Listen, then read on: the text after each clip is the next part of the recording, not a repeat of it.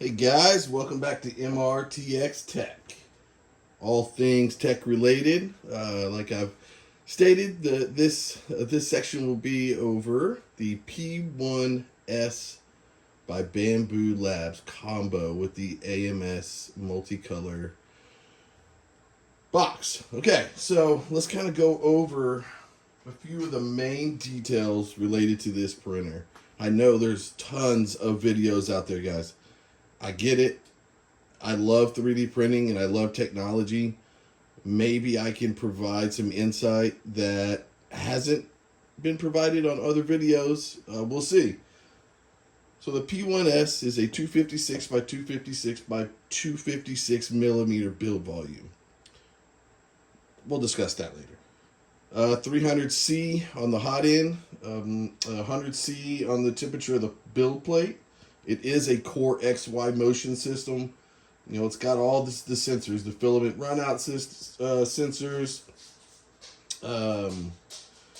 It's a fully enclosed printer, filter chamber for performance materials. It does include a time-lapse camera. Yeah, I like it, but then I don't like it at the same time because we'll talk about it. It's also Wi-Fi capable. You know, hook it up to your laptop. You can control it from the slicer, bamboo slicer, and control everything from there. Or you can use the provided LCD toggle screen. I do, as you can see, have the big Tree Tech touch screen, but we'll discuss that as well. I want to touch on that for you guys so you don't waste your money. So those were some of the main points, the AI overview, really, because I'm reading from my laptop right now. So I didn't want to miss anything, some of the main features of the printer. Also, 500 millimeters a second. You know, I have never printed at that speed, but it is capable being a Core XY motion system. So that's something that I still need to test with. Acceleration is 20,000 millimeters a second squared, whatever that means, right?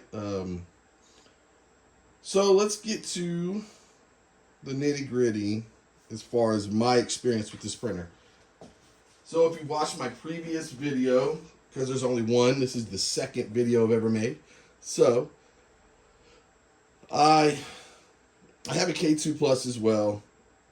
And I also have, obviously, the P1S combo system. Let me tell you flat out, in the beginning, the K2 Plus was the victor. I had lots of errors with connectivity. I was always having to reboot and reconnect and close out the bamboo slicer and reopen it, reset it, and do it all over again. When I first got it, I had to do that multiple times. And the K2, right out of the box, no connectivity issues, bada bing, bada boom, we were printing. So now the Bambu Lab is the winner. This thing just prints. It prints well. It's fast. The prints turn out incredible, even though I'm a novice with slicer features and I'm still learning all the different variables that go into printing. But my goodness, this thing will just print. You know, anything from small stuff. I just printed. Let's see if I can put it in the camera. My fingers may be dirty. I just got back from work. But I just printed this little guy here. Where's the camera thing at? Oh, that's horrible. Oh, look. Oh, wait. Focus. There we go. Look at this little guy, huh? He's freaking awesome. But anyways, all the way up to big stuff. You know, look at this guy I printed here. Let's see if I can put him up in there. Look at that. I mean, one shot, printed, bada bing. We're making money. Not really making any money. I haven't made $1 yet. But my Etsy store will be coming on live pretty soon. We do have a website, www.themillerranchtx.com.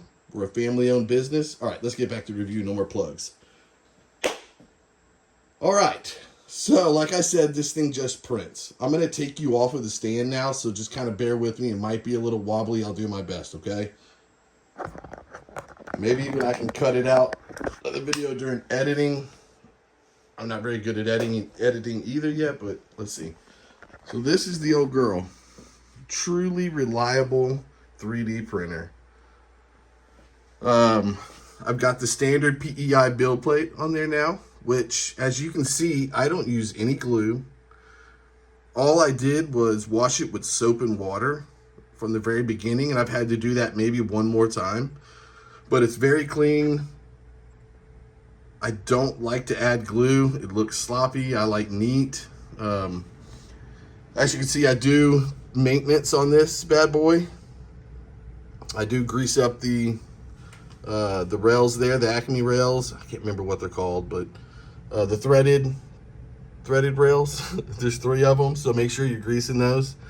I do have the hardened steel nozzle in here. That way I can print the carbon fiber filaments without too many issues, even though I think it would probably take a long time to damage the stainless steel nozzle that comes in it with carbon fiber material. That's just what I believe. I also put in the upgraded light, which snaps in up top. Up here, it's a pretty cool, it adds quite a bit of light inside there for checking out your time-lapse videos. You know, this is glass. We got steel inside of here, right there. You can actually see some of the spot welds, which is pretty cool. And another thing, this railing system has a bearing.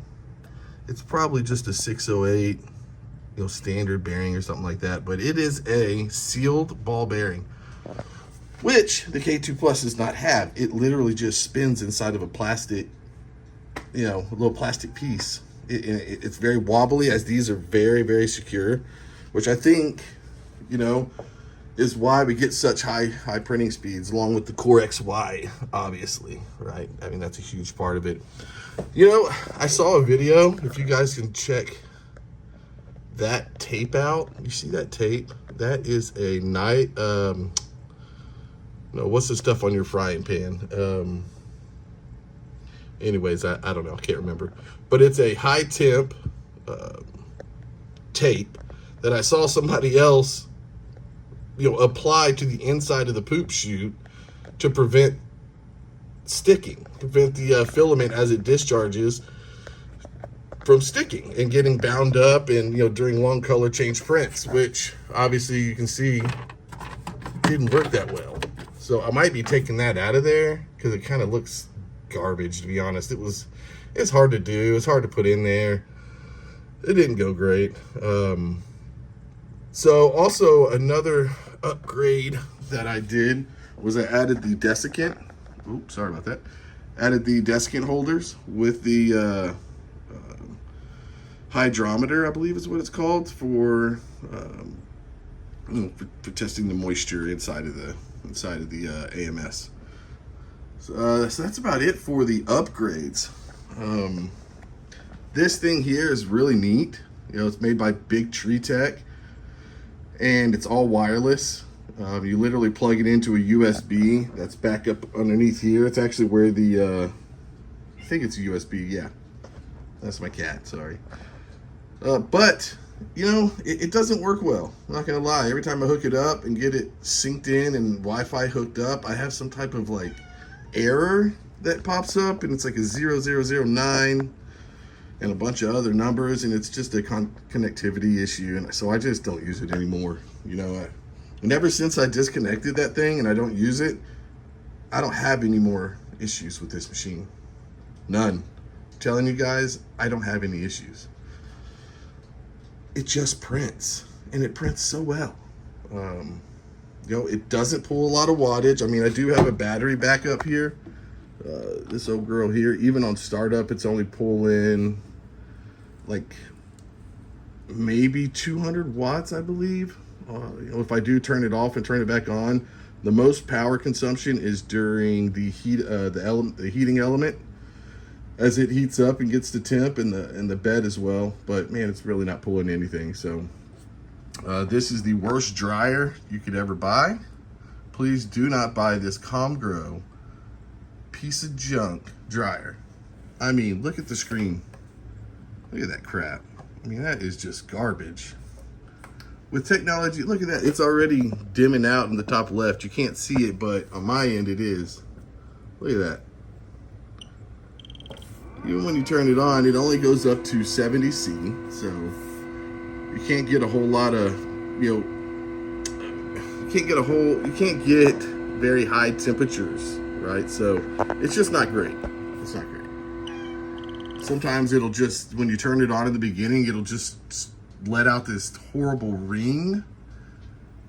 It's like it's overheating or something, and you got to turn it off, turn it back on. I mean, we're talking burn your house down type stuff here, guys. It's just not worth it. Get a good one. Get a really cool one from Creality, or even, you know, from eSun makes some, I believe.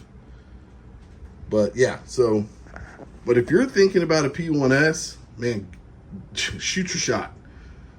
I think they're $500 right now, $499 on Bambu Labs website for just the unit itself. And I want to say, I think it's $700 or $750 the last time I looked for the combo.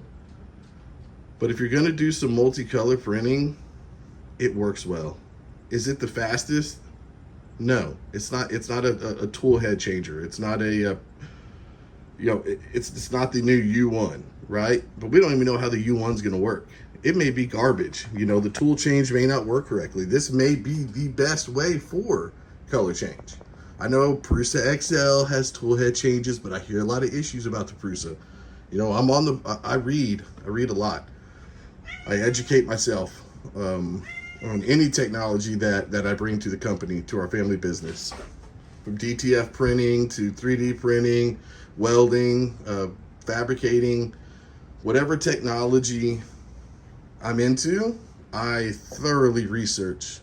And I think that's why maybe I can provide some insight to you guys. I don't know. I mean, I don't know. This isn't my day-to-day job. This is our family side business. But if you have any questions, guys, please reach out. I'd love to get a comment to reply to. It's really neat for me. I do watch a lot of YouTube videos, so you would think I would know how to make one, but I'm telling you guys, it's not as easy as it looks. So, guys, I appreciate y'all if y'all watch to the end, man. Shoot me a comment, ask me a question. I have a lot of knowledge, and I'm much better typing words than I am talking them, so I'll be able to get out actually full sentence without jumping all over the place, right? So, please, guys, if you have any questions, man, let me know. We'll do another review here soon. I'll try to start posting weekly about something, related to 3D printing or some type of other tech. Again, there's the old K2 Plus. The old girl's looking strong. She is printing well, actually, right now. So, hi, Ruby. All right, guys. I appreciate y'all watching. MRTX Tech.